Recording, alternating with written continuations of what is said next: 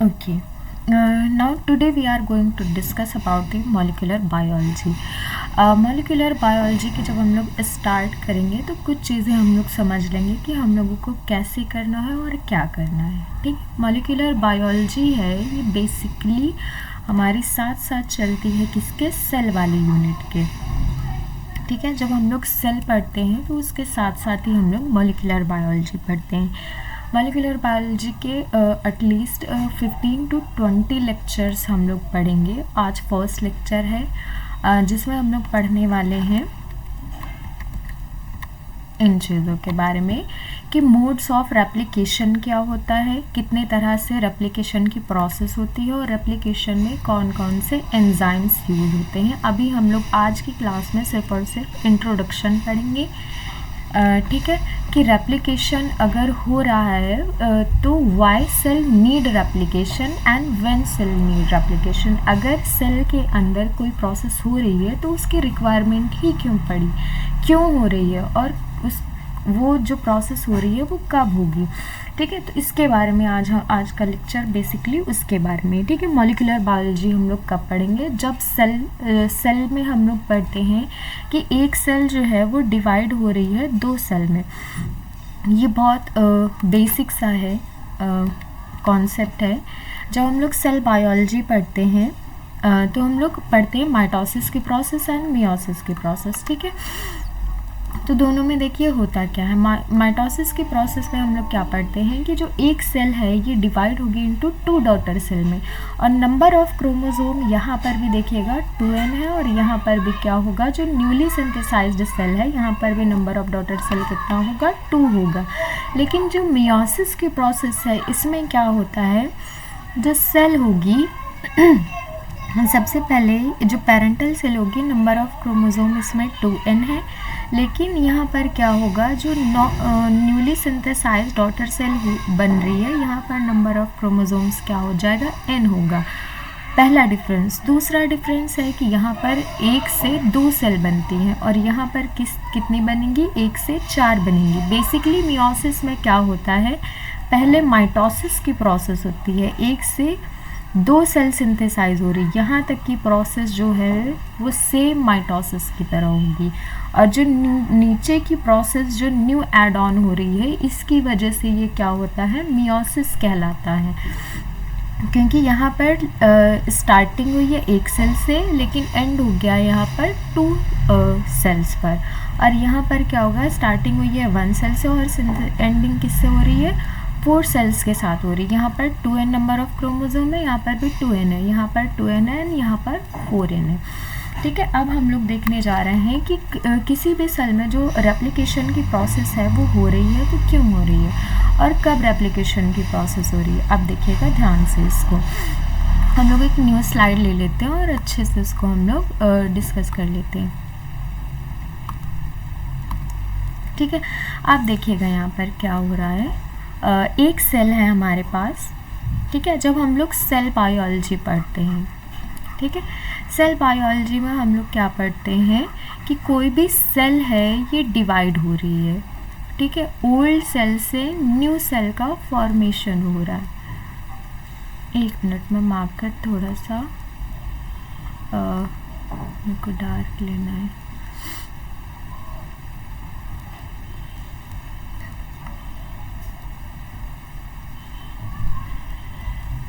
अरे ये तो इतना ही है.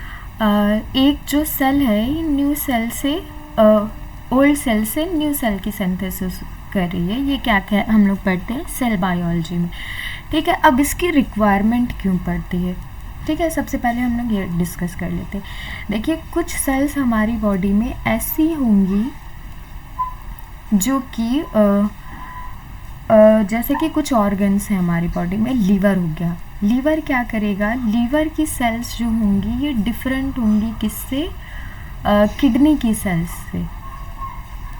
दोनों क्या होंगी, इनकी सेल्स आपस में डिफरेंट होती हैं. ठीक है. अब होता क्या है कि कुछ ऑर्गन्स ऐसे होते हैं जहाँ पर जो एक बार सेल्स बन गई वो पूरे लाइफ टाइम चलती हैं. ठीक है.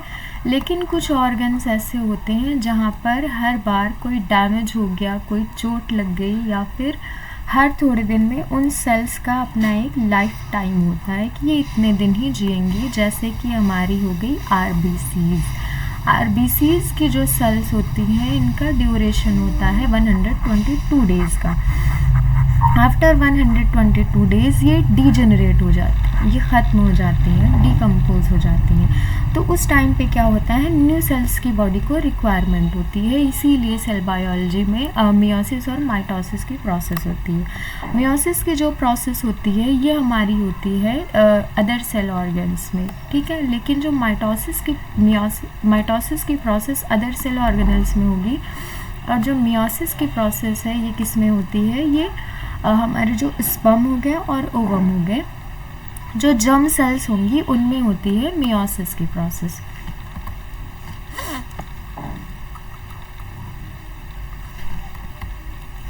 ठीक है।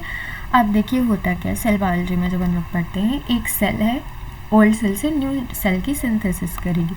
अब जब सेल है तो इसके अंदर क्रोमोसोम्स भी होगा, ठीक है।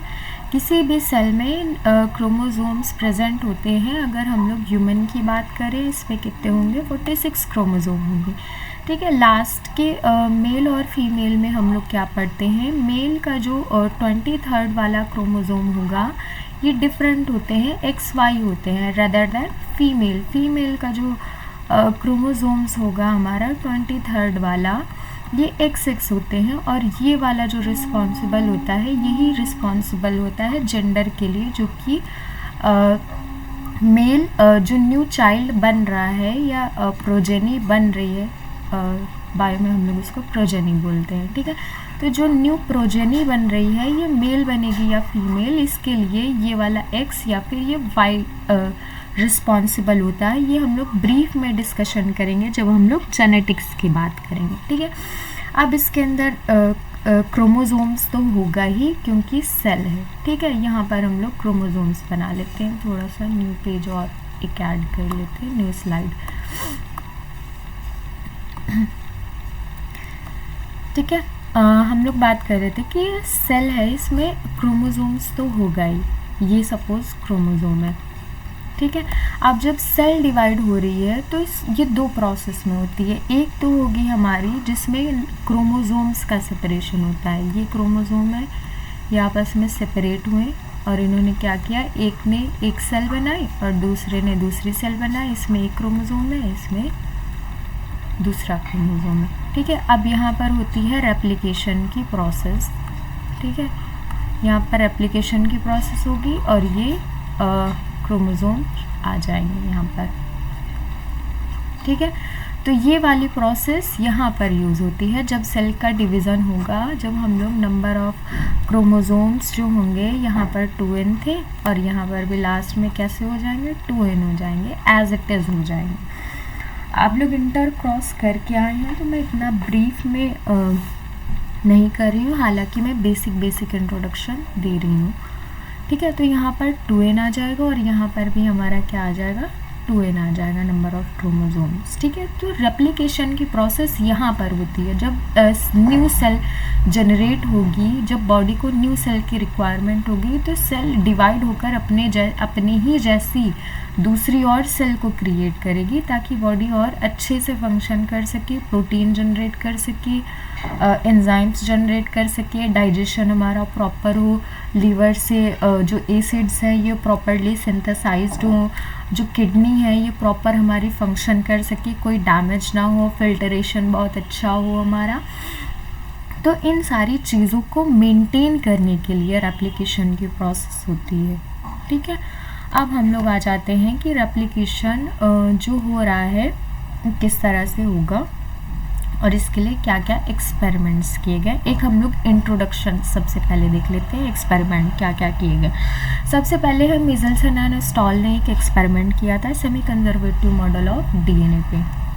अब हम लोग बात करते हैं कि जो वॉटसन एंड क्रिक हैं, इनको नोबेल प्राइज़ मिला था डीएनए की जो डिस्कवरी है उसके लिए, ठीक है। डीएनए पे इन्होंने बहुत वर्क किया है। देखिए ये एक डीएनए का स्ट्रैंड है, ठीक है। वॉटसन एंड क्रिक ने क्या किया, इन्होंने डिस्कवर किया कि जो डीएनए है ये हेलिकल फॉर्म में प्रेजेंट होता है, और ये वाला जो स्ट्रैंड होगा ये सेम एज इट इज़ नहीं होगा, इसको ही हम लोग बोलते हैं कॉम्प्लीमेंट्री। ठीक है, इसको थोड़ा सा हम लोग समझते हैं कि कॉम्प्लीमेंट्री होता क्या है। ठीक है, देखिए ये है एक मेल, ठीक है, इसको दूसरा एक चाहिए क्या, फीमेल। ठीक है, जो काम फंक्शन ये कर सकता है वो फंक्शन जो इस मेल की बॉडी फंक्शन कर सकती है वो फीमेल की बॉडी कुछ जगहों पर सेम वैसा ही फंक्शन नहीं कर सकती। लाइक जो मेल होंगे ये प्रोजनी प्रोड्यूस नहीं कर सकते, फीमेल हमारी जो होंगी इनके अंदर कैपेबिलिटी है कि ये प्रोजनी प्रोड्यूस कर सकें। ठीक है, हर बॉडी की नेचर में जो भी चीज़ें प्रेजेंट है उनकी अपनी एक अलग रिक्वायरमेंट होती है। ठीक है, तो ये दोनों आपस में कैसे हो गए, कॉम्प्लीमेंट्री हो गए। ठीक है, एक के अंदर जो कमी थी दूसरा उसे पूरा कर रहा है, तो ये कैसे हो गए, ये एक एग्जाम्पल दिया, इसको अपने ऊपर ईगो मत ले जाना। ठीक है, कि हाँ फीमेल कर सकती हैं, वुमेन वाला कार्ड नहीं खेलना है यहाँ पर। ठीक है, ये कैसे हो गए, कॉम्प्लीमेंट्री हो गए एक दूसरे के, कि एक का फंक्शन जो दूसरा है वो कंप्लीट कर रहा है। ये ह्यूमन की बात कर रहे हैं हम लोग, मेल और फीमेल की। ठीक है, एक एग्जाम्पल पे हम लोगों ने लिया है। अब देखिए यहाँ पर क्या होगा, ये डीएनए का स्ट्रैंड है, इसका ये बने होते हैं न्यूक्लियोटाइड से। ठीक है, न्यूक्लियोटाइड यहाँ पर ऐड होंगे। न्यूक्लियोटाइड सबको पता है क्या होते हैं, adenine, thymine, uracil, pyrimidine, adenine, guanine, purine and pyrimidine, जिसको हम लोग बोलते हैं प्यूरीन और पिरामिडीन। ठीक है, कौन कौन से आ जाएंगे, ए, टी, जी, सी, यू, ये हमारे न्यूक्लियोटाइड्स होते हैं जो कि डीएनए के स्ट्रैंड में लगे होते हैं। अब देखिए कॉम्प्लीमेंट्री का मीन्स क्या है।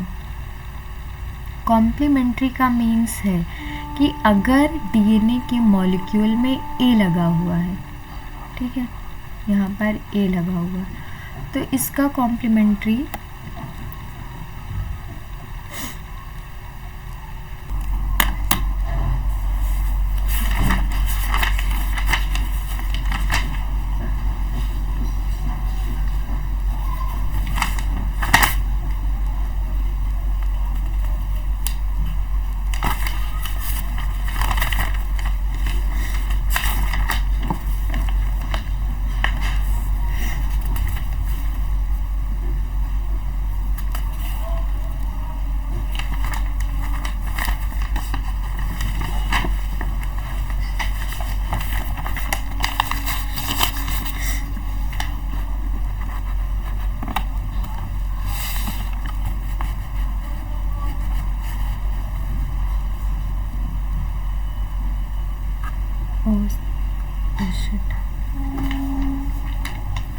ओके।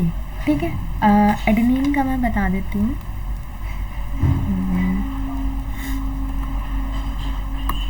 न्यू स्लाइड ले लेते हैं। ठीक है, न्यू स्लाइड में हम लोग सबसे पहले एडेनिन का स्ट्रक्चर ड्रॉ कर लेते हैं कि एडेनिन हमारी किस तरह से बनेगी।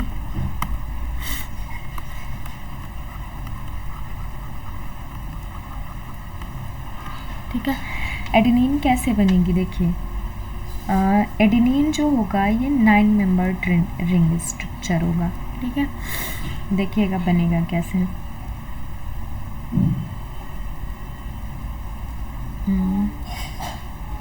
1 2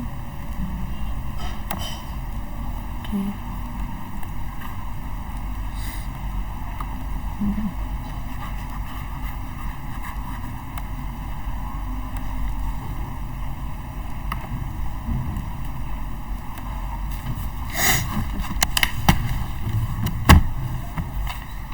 सबसे पहले यहाँ पर ऐड ऑन होगा NH2। ठीक है, डबल बॉन्ड होगा यहाँ पर एक कार्बन प्रेजेंट होगा। ठीक है, दूसरा यहाँ पर प्रेजेंट होगा, इसके साथ एक N मॉलिक्यूल प्रेजेंट होगा। देन यहाँ पर एक कार्बन होगा, इसके साथ H मॉलिक्यूल प्रेजेंट होगा। देन कार्बन, फिर N, फिर ये कार्बन, फिर ये कार्बन, ठीक है, और ये एडॉन होगा, ठीक है। इधर साइड पे प्रेजेंट होगा एक N कार्बन के साथ N, और यहाँ पर कार्बन के साथ हाइड्रोजन, यहाँ पर कार्बन के साथ N होगा यहाँ, ठीक है। ये हो गया स्ट्रक्चर एडेनिन का।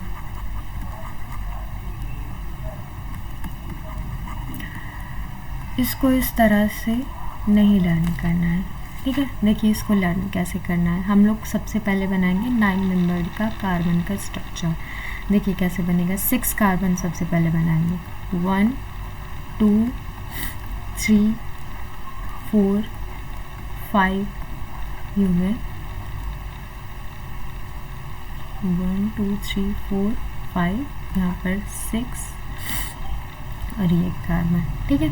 अब यहाँ पर देखिएगा जो फर्स्ट वाला कार्बन है ये फर्स्ट कार्बन होगा, ठीक है। यहाँ पर ऐड ऑन होगा N फर्स्ट पोजीशन पर, देन ये है हमारा दूसरा कार्बन, ये है तीसरा, ये चौथा, ये पांचवा और ये छठा।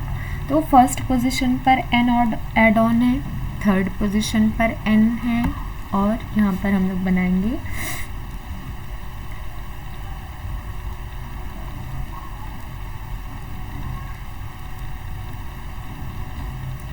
7 कार्बन, ये हो गया 8 कार्बन और ये 9 कार्बन। कहाँ पर N ऐड होगा, 1 3 7 और 9 पोजीशन पर। ये 7 कार्बन है, ये 8 कार्बन है, ये 9 कार्बन है। ओ शिट, ये वाली स्लाइड तो बहुत बकवास हो गई, ठीक है। तो ये एडेनिन का स्ट्रक्चर है। अब ग्वानिन में क्या होगा, ग्वानिन में कुछ नहीं होगा, यहाँ पर ऑक्सीजन मॉलिक्यूल ऐड ऑन हो जाएगा और यहाँ पर क्या होगा, NH2 ऐड ऑन हो जाएगा। ये कन्वर्ट हो जाएगा किसमें, ग्वानिन में यार, ठीक है। नेक्स्ट हम लोग स्लाइड ले रहे हैं।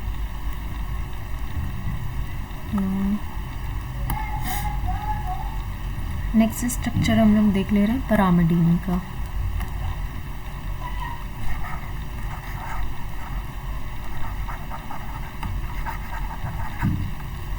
पिरामिडीन का स्ट्रक्चर कैसा है, 6 मेंबर्ड की रिंग है, 1 2 3 4 5 6 एंड 6 मेंबर्ड रिंग स्ट्रक्चर है, ठीक है।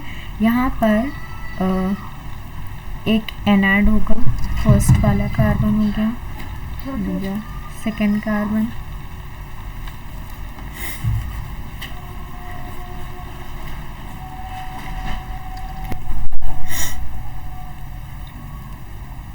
ये फर्स्ट कार्बन, ये सेकेंड, ये थर्ड, ठीक है। ये हो गया फोर्थ कार्बन, ये फिफ्थ कार्बन एंड ये 6 कार्बन।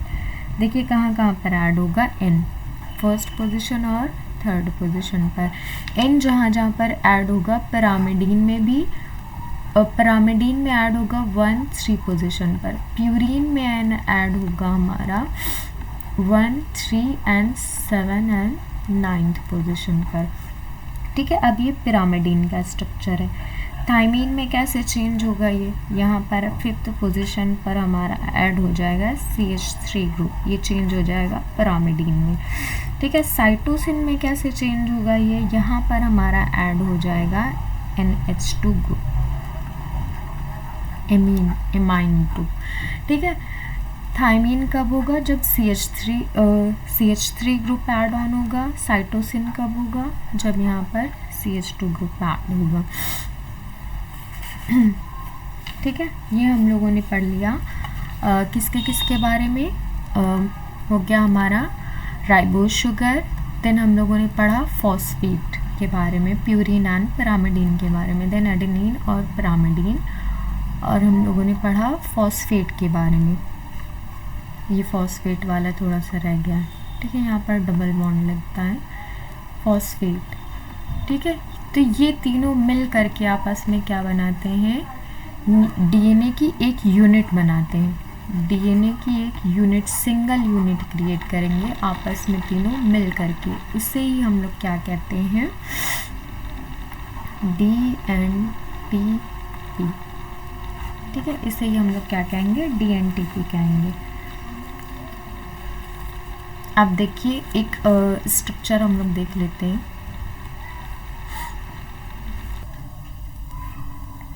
ओके, ये 2 इमेजेस मैंने आई स्टॉक से निकाली हुई है, ठीक है, डीएनए की इमेज है ये। देख लीजिए आप कैसे डीएनए का स्ट्रक्चर क्रिएट है। यहाँ पर देखिएगा ध्यान से, यहाँ पर क्या है, ये थायमीन न्यूक्लियोटाइड ऐड ऑन है, यहाँ पर ध्यान से देखिएगा, ठीक है। कलर ब्लैक ले लेते हैं, ऑलरेडी यहाँ पर कलर देखिएगा। थायमीन ऐड है यहाँ पर, थायमीन क्या है, प्यूरिन और पिरामिडीन, ये दोनों है, ठीक है। यहाँ पर ऐड ऑन है दोनों साइड में राइबोस शुगर, ठीक है। और ये वाला जो हमारा शो कर रहा है ये बैकबोन है किसकी, फॉस्फेट की। तो साइड साइड में क्या होते हैं डीएनए में, ये फॉस्फेट प्रेजेंट होगा हमारा, ठीक है। ये वाले जो बॉन्ड होंगे, ये सॉरी ये पी है, ये फॉस्फोडाई ईस्टर बॉन्ड है, फॉस्फोडाई ईस्टर बॉन्ड, ठीक है। ये वाले जो बॉन्ड हैं आपस में, जो न्यूक्लियोटाइड इनके बीच लग रहे हैं, ये कौन से बॉन्ड हैं, ये हाइड्रोजन बॉन्ड है, ठीक है। और जो शुगर के साथ अटैच्ड है ये वाला बॉन्ड, ये हमारा बॉन्ड होता है ग्लाइकोसिडिक बॉन्ड, यहाँ पर लिख देते हैं। ये वाला बॉन्ड होगा ग्लाइकोसिडिक लिंकेज, ग्लाइकोसिडिक लिंकेज या फिर ग्लाइकोसिडिक बॉन्ड, ठीक है। ये हमारा ग्लाइकोसिडिक बॉन्ड है। ये एक डीएनए का स्ट्रक्चर है। साइड साइड में, दोनों साइड में प्रेजेंट है फॉस्फेट, बीच में प्रेजेंट है क्या, फॉस्फेट, और इधर बीच में प्रेजेंट है प्यूरिन एंड पिरामिडीन। ये एक स्ट्रक्चर और नीचे दिया हुआ है, जूम आउट करके इसको देखते हैं। नीचे वाला ये देखिए, ये एक डीएनए का स्ट्रक्चर है।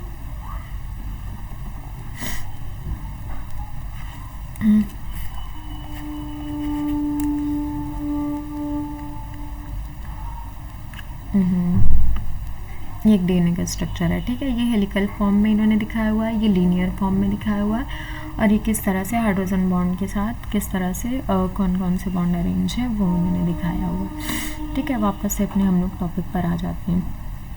इतनी चीज़ें हम लोगों ने पढ़ी कि ये चीज़ों की रिक्वायरमेंट होती है डीएनए की सिंथेसिस में, कौन कौन सी यूनिट है। एक चीज़ हम लोग, बहुत बेसिक चीज़ है जिसको हम लोग देख लेते हैं, न्यूक्लियोटाइड एंड न्यूक्लियोसाइड। न्यूक्लियोसाइड देखते हैं सबसे पहले, न्यूक्लियोसाइड्स क्या होते हैं, ठीक है। न्यूक्लियोसाइड,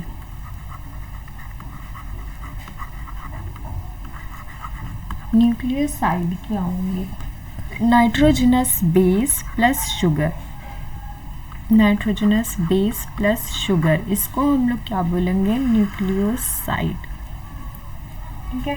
कैसे, यहाँ पर 5 कार्बन की शुगर है, ये हमारी 5 कार्बन की शुगर है, ठीक है। यहाँ पर हम लोगों ने क्या किया है, ऐड ऑन कर दिया है किसी भी न्यूक्लियोटाइड को, या तो प्यूरिन को या फिर पिरामिडीन को। प्यूरिन भी हो सकता है या फिर पिरामिडीन भी हो सकता है, इसको हम लोग बोलेंगे न्यूक्लियोसाइड। नाइट्रोजनस बेस है प्लस शुगर है। दूसरा हम लोग पढ़ेंगे न्यूक्लियोटाइड, ठीक है। न्यूक्लियोटाइड में क्या होगा, नाइट्रोजनस बेस होगा प्लस शुगर होगी प्लस फॉस्फेट होगा।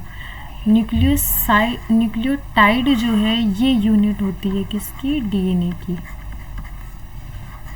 क्वेश्चन पूछे जाते हैं nucleotide, difference between nucleotide and nucleoside, ठीक है। तो इसको ध्यान में रखिएगा, nitrogenous base plus sugar and phosphate, इसको हम लोग बोलेंगे न्यूक्लियोटाइड, और नाइट्रोजनस बेस प्लस शुगर, इसको हम लोग बोलेंगे न्यूक्लियोसाइड, ठीक है। अब आगे के टॉपिक पर हम लोग आ जाते हैं। सबसे पहले हम लोगों ने पढ़ा प्राइमेज के बारे में, थ्योरी देख लेते हैं एक बार। प्राइमेज क्या है, प्राइम अगर कहीं भी हम लोग पढ़ेंगे बायोलॉजी में तो उसका मीन्स होगा फर्स्ट, एज अगर पढ़ेंगे तो इसका मीन्स होगा एंजाइम। दूसरा हम लोग आगे और डिस्कस कर लेते हैं catalysis synthesis of primer for both leading and lagging strand. ये प्राइमेज क्या करता है, लीडिंग स्ट्रैंड की भी सिंथेसिस करेगा, लैगिंग स्ट्रैंड की सिंथेसिस भी करेगा।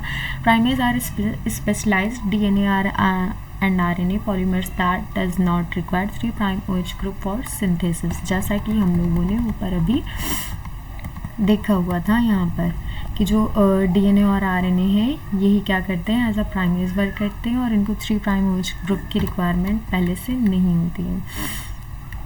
ठीक है, दूसरा हम लोगों ने पढ़ा टेम्पलेट हम लोगों ने क्या पढ़ा था कि जो DNA के स्ट्रैंड थे, जो ओल्ड स्ट्रैंड था इसको ही हम लोग क्या बोल रहे थे, DNA के जो ओल्ड स्ट्रैंड थे इसको ही हम लोग क्या बोल रहे थे, टेम्पलेट बोल रहे थे। ठीक है, डीऑक्सीराइबोन्यूक्लियोटाइड अब अच्छे से क्लियर हो गया। डीऑक्सीराइबोन्यूक्लियोटाइड क्या होंगे, nitrogenous base plus sugar plus phosphate, इसको हम लोग बोलेंगे डीऑक्सीराइबोन्यूक्लियोटाइड। ठीक है, अब टोपो आइसोमेरेज और हेलिकेज ये हम लोग नेक्स्ट चैप्टर में डिस्कस करेंगे। आज के लिए इतना ही रखेंगे, बहुत ज़्यादा वरना लेंदी हो जाएगा।